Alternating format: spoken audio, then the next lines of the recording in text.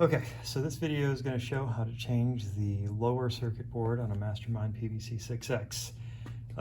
To take off the hex screws on the top, you need a 7/64 inch hex wrench. Apologies to anyone who's not in the US.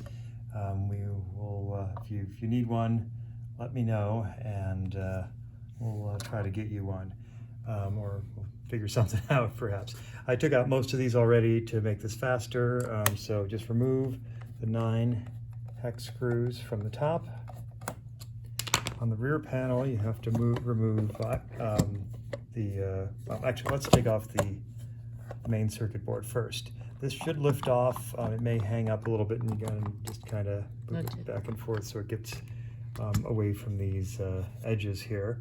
Okay, so now what we have to do is start unplugging things. First, take this little black and red wire here and kind of wiggle it out, and it pops out of the socket.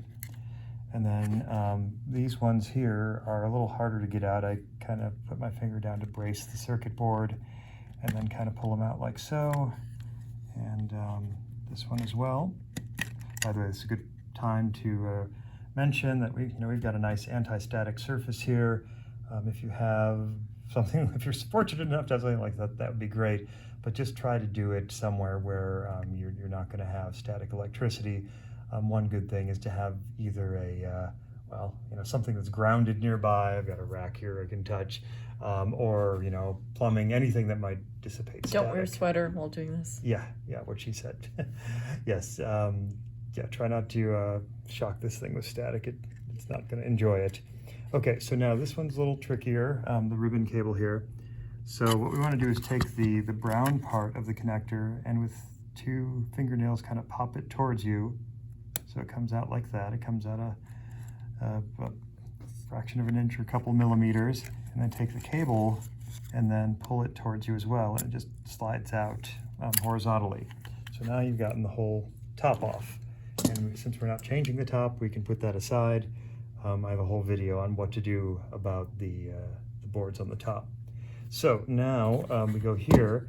There are a whole row of screws between the jacks, most of which I've removed already, and then 2 for the MIDI jack. And so you just need to remove those with a standard small Phillips screwdriver of some sort. And here, and once you've got all those out, then there are 2 screws, one here, one here. And so you just take those out.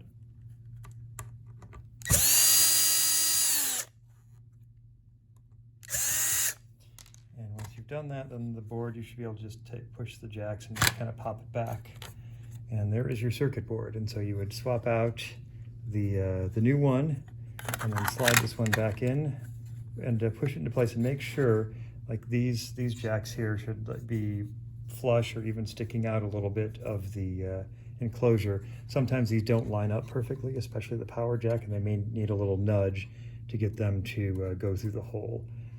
So once you've got that, then you just kind of reverse the process. 2 screws in the circuit board.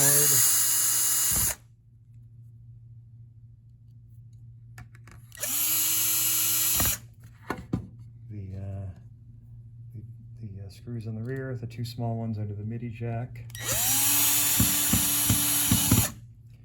And there's the other one.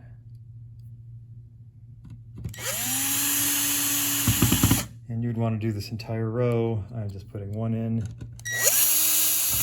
Okay, so now this is the only part that's just a little bit tricky, and we want to get this ribbon cable back in. So I kind of set it on the table next to it, and then the tricky thing is you need to get it in the slot horizontally, and it slides in, and you kind of take it and kind of wiggle it back and forth, and it goes in till almost the darker brown area disappears.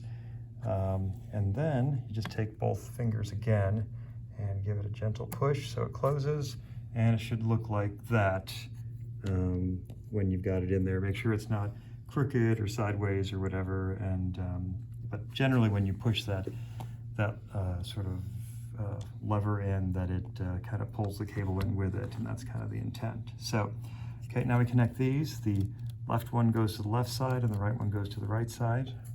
and notice that these have little bumps on the top. Those go towards the back.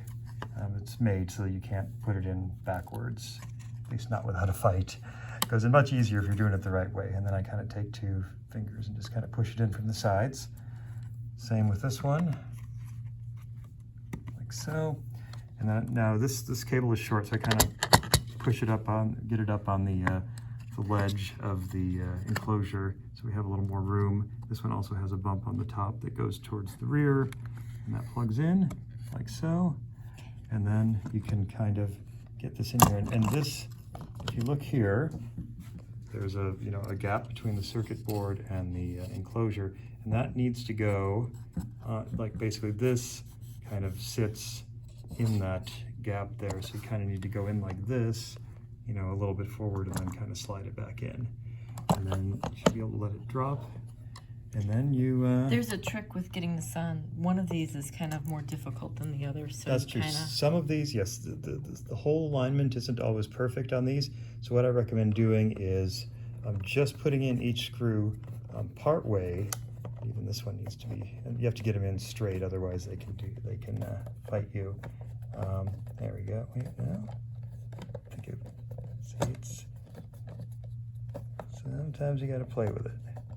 There we go. And so if you can get it in a couple turns, leave it at that, and then do all the others partially, and then you will be able to, then once you get them all in, then tighten them down the rest of the way, and you're done. Okay.